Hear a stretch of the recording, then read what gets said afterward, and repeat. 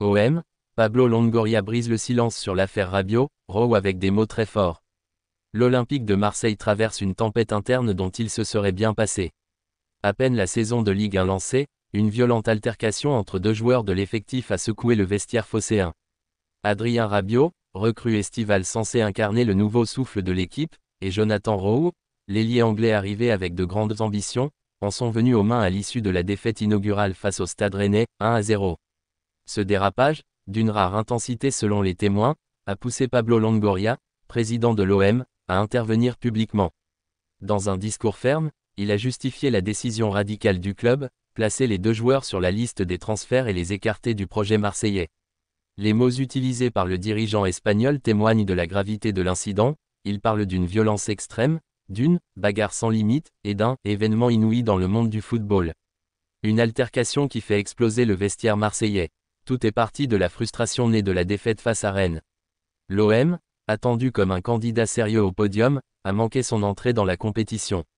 À l'issue de la rencontre, le ton est monté dans le vestiaire. Selon les premiers échos, des mots durs auraient été échangés entre Adrien Rabiot et Jonathan Rowe concernant l'attitude sur le terrain et l'implication défensive. La discussion a rapidement dégénéré en confrontation physique. Les joueurs présents ont tenté de séparer les deux protagonistes, mais la bagarre aurait été d'une intensité rare. Des témoins parlent de coups échangés, de gestes violents et d'un climat électrique qui a choqué le groupe. Dans un football professionnel où les tensions existent mais restent généralement verbales, la scène a marqué un tournant. La décision radicale du club. Face à cette situation explosive, Pablo Longoria et son état-major, composé notamment de Mehdi Benatia, directeur sportif, et Roberto De Zerbi, entraîneur, n'ont pas tardé à réagir. Dès le lendemain, la décision a été annoncée, Adrien Rabiot et Jonathan Rowe sont sanctionnés et placés sur la liste des transferts. Autrement dit, le club ne compte plus sur eux et espère les céder dès ce mercato. Une décision lourde, car Rabiot représentait l'une des recrues phares de l'été, et Rowe, malgré son jeune âge, était considéré comme un joueur d'avenir. Mais pour Longoria, la priorité est claire, protéger l'institution et préserver la cohésion du vestiaire. Les mots forts de Pablo Longoria. Pour la première fois depuis le début de cette crise, le président marseillais a pris la parole. Ces déclarations, rapportées par l'AFP, sont sans détour. On a dû prendre une décision après un événement qui a dépassé les limites acceptables dans un club de football, comme dans toute organisation. Cette décision protège l'institution et la saison. Ce qui s'est passé, c'est quelque chose d'inouï, d'une violence extrême et très agressif, qui a dépassé toutes les limites. Ces mots traduisent l'ampleur du choc ressenti par la direction. Pablo Longoria insiste sur le fait qu'en plusieurs années de carrière dans le football, ni lui, ni Mehdi Benatia, ni même Roberto De Zerbi n'ont jamais assisté à une scène d'une telle intensité. Une décision prise à contre-cœur. Le dirigeant de 39 ans reconnaît toutefois que cette décision n'a pas été facile. Adrien Rabiot, notamment, sortait d'une saison convaincante et son arrivée à Marseille devait apporter expérience et qualité au milieu de terrain. L'écarter aussi rapidement, alors qu'il était censé être un cadre du groupe, est un coup dur sportif.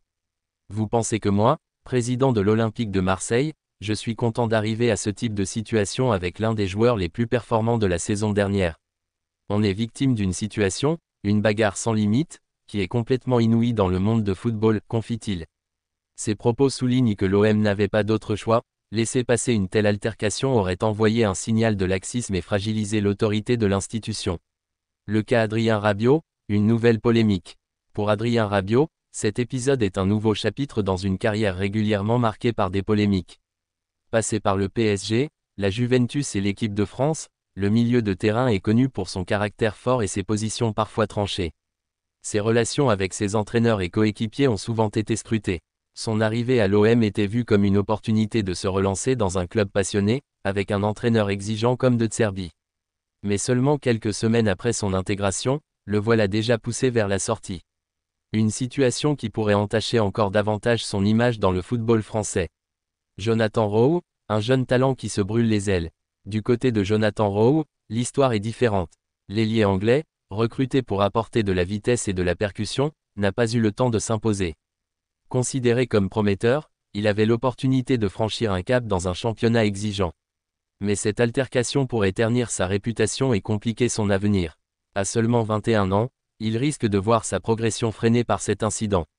Les clubs intéressés par son profil devront désormais évaluer non seulement ses qualités sportives, mais aussi sa capacité à s'intégrer dans un collectif. L'impact sur le vestiaire et la saison. Au-delà des cas individuels, cette affaire secoue l'ensemble du vestiaire marseillais. Pour un groupe qui sort d'une saison frustrante et espérait retrouver de la sérénité, cet épisode est un coup dur. La confiance entre les joueurs et le climat interne risque d'être affecté. Roberto De Zerbi, réputé pour son exigence et son goût du jeu collectif, devra rapidement recoller les morceaux et remotiver son groupe.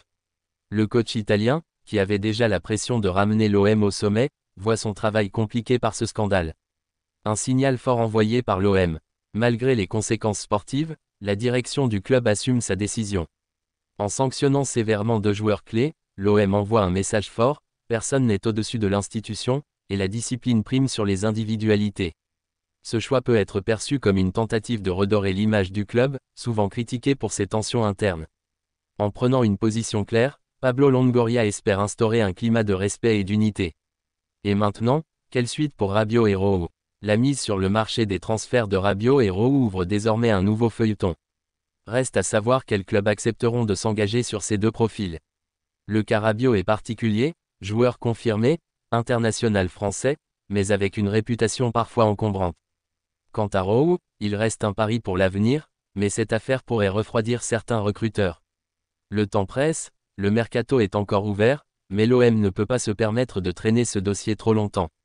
L'objectif sera de trouver une porte de sortie rapidement pour éviter que la crise ne s'installe. Une affaire qui marque les esprits. Cette bagarre, qualifiée d'inouïe par Pablo Longoria, restera dans les mémoires. Le football français est habitué aux tensions, mais rarement à des violences physiques aussi marquées entre coéquipiers dans un vestiaire.